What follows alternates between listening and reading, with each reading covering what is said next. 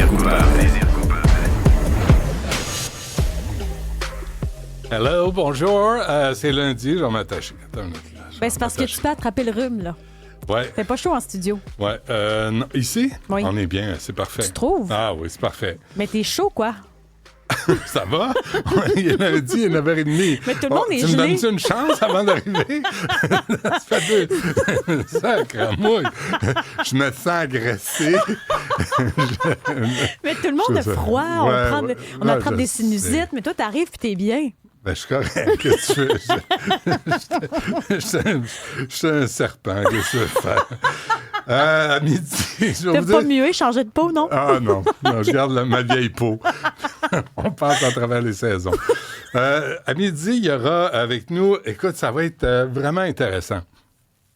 Si vous avez prévu faire autre chose à midi, là, annulez ça. D'abord, il fait frais. Sortez pas, là. Bon. Alors, restez là, puis soyez là à midi, parce que ça va être vraiment... Tu sais, on a parlé des nids de poules. Oui. Puis à un moment donné, en parlant un matin, je suis tombé sur un article de... Ah, mais littéralement, un roulé-boulé dans la presse.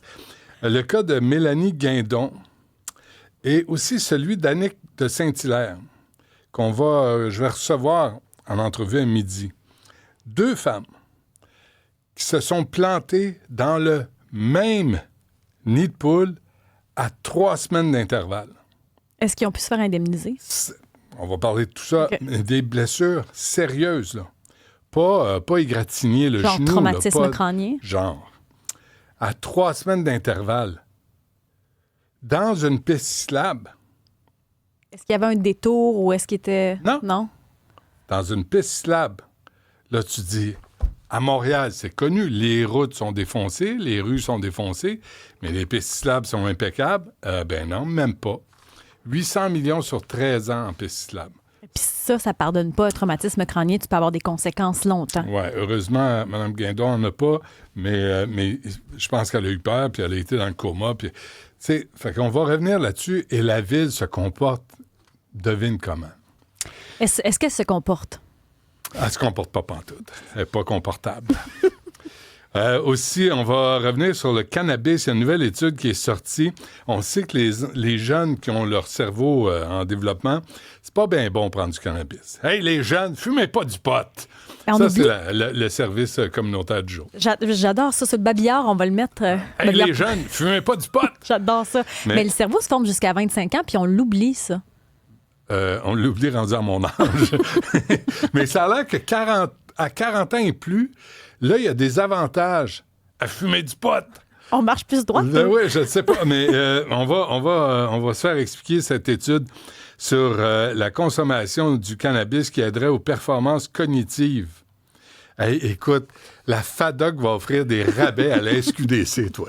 C'est va quoi, être ça chic. réduit le niveau de stress? J'essaie de voir. J'ai-tu l'air d'un scientifique, Hey, moi? tu vois comment je te trouve crédible? Je te pose la Je suis question. tellement pas crédible. Moi, je suis juste là, je suis le facteur beauté. Hein. C'est ça. Je fais juste poser des questions. T'es le relais, toi, Puis- la courroie de transmission. Absolument. Puis j'écoute à peine les réponses. Pas vrai. Ben non. Et aussi, on aura Dr. Marie-Frédérique Allard, psychiatre, qui a évalué Tommy Carranza-Landry, que je ne qualifierais pas, qui a 4 enfants lui-même, qui a tué un bébé de 18 mois dans une garderie, fracassé le crâne. Il a bu 3 canettes d'alcool à 7 % pendant la sieste. Il en avait bu pendant la nuit. Une histoire d'horreur. Trouvé coupable, il s'en va en prison entre 10 et 25 ans. Petit bébé de 18 mois qui est mort dans les bras de sa mère à l'hôpital. Puis on va parler à l'évaluation psychiatrique. On est facilement, pas dans ce cas-là, mais au Québec, on est facilement criminellement non responsable. Pas trop responsable de pas grand-chose. Mais dans ce cas-ci, il n'y avait pas de jugement, là. Ben, tu sais jamais, tu sais. Mais le gars, il va s'occuper de 6 bébés bien chauds. Ben, excuse-moi, mais t'as choisi de boire. Sans dessin. Et Bref. Il y a ça. Il y a 2-3 affaires aussi. Écoute, je suis rendu à Mme Dutrisac m'a invité à regarder avec elle parce qu'elle l'a regardé en catimini. OK. La Snoro. Heated Rivalry. Oui. Rivalité passionnée. C'est ça. Oui. Tellement passionné. C'est très passionné. Ben, moi, je l'ai regardé, puis je suis rendu au 5e épisode. J'ai pas terminé, je vais terminer la saison. T'as vu François Arnault, là? Oui, oui. Bon. Je l'ai vu. Puis ce qui arrive aussi, puis pas besoin de décrire la série, mais moi, je trouve ça vraiment intéressant. Toutes les critiques, là, je comprends, là, la pauvreté des dialogues, la pauvreté, Shane Hollander qui lit des livres sans arrêt, mais il n'est pas capable de formuler une sacramouille de phrases de suite. Ça, on va en éliminer beaucoup des séries, là. Tu sais, mais au-delà de ça, moi, je trouve ça fantastique d'avoir une série pour contrer l'homophobie dans le monde du hockey. Et là-dessus, là, je donne A+. Quelle que soit la qualité du jeu, quelle que soit la qualité des textes, le but final, là, t'en sors de ça en disant il y a de la pression sur les joueurs de hockey gays à ne pas vivre leur vie comme ils doivent. Puis ça aujourd'hui, tu dis, je peux pas croire que c'est encore comme ça, mais de toute évidence, je pense que oui. Mais moi, ce qui m'avait marqué, c'est Marie-Claude Savard qui avait fait une série, Les Intouchables, justement sur le monde du hockey. Puis chaque émission avait un sujet, là. Puis l'homosexualité en faisait partie. Il y avait la drogue, l'argent, etc. Ouais. Puis dans ça, parce qu'il y a du monde qui me disait, Isa, c'est passé date, ça, cette affaire-là d'homosexualité. Puis, mais dans ce qu'elle avait fait, c'était pas passé date. Il y avait encore des tabous. Pas en tout. Non, c'est pas passé date. Puis tu sais, récemment, là, il y a des sorties qui ont eu lieu sur les initiations dans les vestiaires. Puis c'est toujours à caractère sexuel, ces affaires-là. Fait que si c'est à caractère sexuel, parce qu'il y en a des douchebags qui ont des problèmes avec leur pauvre petit pénis. Et là, au moins, tu dis, il y a deux gars qui s'aiment, qui se trouvent cute, qui baisent ensemble, qui ont du fun, qui sont mal, qui acceptent pas leur réalité, qui en parlent pas. Bravo d'avoir mis ça sur la table. L'aspect de la Russie aussi là-dedans. Oui, ben tu sais, une société qui est pas très chaude à l'idée de l'homosexualité. Puis, j'ai regardé la série, je me dis, ils ont eu tout ce qui coûte cher, parce qu'il y avait un petit budget là-dessus, là. C'est pas... Une série canadienne? Oui. Alors, tout ce qui coûte cher dans une production, là, par exemple, reproduire une partie de hockey, là, ils ont contourné le problème. Ils ont contourné parce qu'à défaut d'avoir du budget, mais on le comprend pareil. On le ressent pareil, puis ça marche pareil. Fait que là-dessus, là, bravo à la maison de production. Puis, je suis contente que tu dises ça, parce que moi, j'ai entendu beaucoup de critiques des médias traditionnels, puis ça me tapait un peu. Ben, c'est parce que c'est sûr, si tu compares ça à des séries américaines, on n'a pas le budget. C'est pas compliqué. Martin Petit disait à Sophie Durocher en entrevue, on n'a plus de budget, il n'y en a plus d'argent. Carney a décidé de tout mettre dans Radio-Canada, puis de scraper la taxe qui aurait donné, 234 millions des GAFAM. Ben là, il reste quoi? Ben, tu fais des miracles avec rien. Les séries, tu regardes au Québec, c'est ce qu'on fait, c'est ce qu'on arrive à faire. Tu arrives à évoquer un milieu, un monde, sans avoir le budget réel pour le reproduire. Puis, tu sais, on réussit à faire ça avec un rythme effréné, là. Il n'y a pas un Américain qui tournerait aussi rapidement puis dans ces conditions-là. Il y a tout ça aussi. Puis ce que je trouve intéressant, c'est que même dans la trame sonore, ils ont repris plein de chansons québécoises. Même tous ceux qui parlent de ça, là, ça a augmenté leur écoute de 350 %. J'ai parlé avec une Française, entre autres. C'est fou pour elle d'avoir fait partie de cette série-là. Ouais.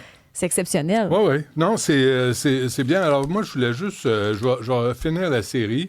Puis, sincèrement, moi, deux gars qui baisent ensemble, là, ça ne m'émeut pas. Tu sais, je suis pas là à dire « Oh, mon Dieu, ça se... » I don't care. Ben moi, j'ai trouvé ça le fun de voir ça. Parce oui, que je le sais. Ben non, mais je trouvais que c'était. Je l'ai entendu à la maison aussi. Là, oui, non, je le sais. Oui. Je sais que vous aimez ça. On a adoré. Moi, ça me dérange pas. Moi, je trouvais ça cute, je trouvais ça drôle. Là. C'est bien correct. Mais il y a des réactions féminines. C'est comme si ça choque plus de voir des fesses de monsieur que des seins de madame. Ben oui. Je sais pas pourquoi. Oui, c'est ça. Puis, en tout cas, il y a toute une réflexion à avoir et à assumer là-dedans. Mais moi, je suis pas choqué. Puis, bravo pour la production de cette série-là. L'autre affaire, là, je voyais un homme poignardé au métro de Place des Arts. Puis j'avais sorti des chiffres, là, j'ai cherché depuis tantôt, là, mais j'ai sorti des chiffres ce matin sur la violence dans le métro. Là, ce matin, la ligne jaune était en panne. Là, ça vient de reprendre. Le REM en ralentissement.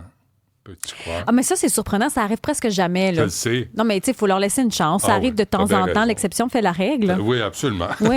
C'est ça. Et continuez à avoir vos primes pour ce service assez médiocre. Mais juste... juste un fait, les interventions dans le métro ont connu une hausse marquée, atteignant plus de 71 000 interventions en 2025. En 2023, écoute, je ne peux pas croire ça, les interventions des constables à STM, 4 500 en 2023, 71 000 en 2025. Je ne sais pas ce qui se passe dans le métro. Je ne sais pas si on a recommencé, je ne sais pas si c'est un problème qu'on n'arrive pas à endiguer.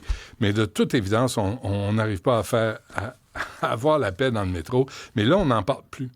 On a tellement de sujets d'actualité, tellement, tu sais, que là, on en a parlé beaucoup, la sécurité dans le métro. Des gens appelaient et disaient « Moi, je le prends plus parce que j'ai peur. » À un moment donné, on en a parlé. Puis parce que les médias en ont parlé, tu penses que c'est réglé, mais c'est loin d'être réglé. Pas tout. Non, puis le crime, on se demande tout le temps, est-ce que c'est lié à quelque chose? Est-ce que c'est quelqu'un qui a été pris au hasard? Il y a toujours cette question-là qui pose quand tu prends le métro, justement. Et les crimes qui sont rapportés face à ceux qui ne le sont pas, les crimes contre la personne, juste l'intimidation, juste se faire écœurer, juste être mal à l'aise. On n'a pas besoin de ça, mais c'est encore réel. Puis là, on ne s'y attarde pas. Il y a un gars qui est poignardé au métro Place des Arts. C'est pas le premier là, qui est agressé. Fait que 2026, on n'a pas de chiffre pour 2026. On commence l'année, on va se donner une chance. On va se dire peut-être qu'on va fracasser le record de 2025. On pourrait fracasser la baisse. Fracasser le record de baisse, ça serait le fun. Non, il faut toujours faire mieux. 71 000 interventions des constables de la STM en 2025. Visons 80-85, là. Parce que le problème ne sera pas réglé. Ouais, non, je le sais. Je sais. Mais j'essaie de vivre des fois dans un monde de pouliche puis de peau de nez parce qu'on dirait que ça rend moins cynique. Oui, des fois, d'essayer d'avoir foi puis de penser que ça peut s'améliorer, ça aide à pas se faire envahir par le cynisme. Ouais. De vivre dans une espèce de petit déni, ou je sais pas trop, là, d'avoir une confiance X. Là, la solution. On devrait diffuser des comédies musicales dans le métro. Tu vois, ça aiderait. Puis je pense que oui. Puis tout le monde chanterait. La mélodie du bonheur, là. Parle-moi pas de ça. mais moi, j'aime ça, la mélodie du bonheur. Moi, quand les nazis arrivent, là, il y a une histoire qui se passe. Non, des escaliers, quand la famille va se coucher après l'autre. Là. Ouais. Toute la gang. Oui. Hey, ça marche au pas, hein? Tu sais que chez nous, c'est pareil, hein? Pareil? Ça marche pareil. Un après l'autre? Ouais. C'est qui fait le fa? Le fa, je ne sais pas, j'ai pas d'oreille, mais je le sais qu'ils sont entraînés à monter les marches. Chacun son tour. Chacun sa note. On est-tu loin de ça? Sacramouille. C'est tout pour aujourd'hui? Oui, il y a Mike là, qui dit « Hey, Isa, Sophie Nellis, c'est pas une Française. Tout, Monsieur Mike. Sophie Nellis, c'est la comédienne. Moi, je t'ai parlé de musique. Et Satine, c'est une Française. » Oui, mais Sophie Nellis, c'est elle qui joue? Elle fait partie de Rivalité passionnée. C'est une des Québécoises. Est-ce que c'est elle qui sort avec Shane Hollander? C'est une très bonne question, ça.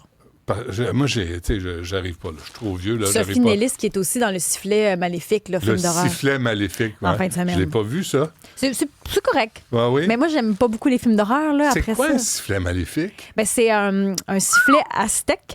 Puis quand la personne siffle dedans ou entend le son du sifflet, elle va mourir imminemment. C'est bien plate.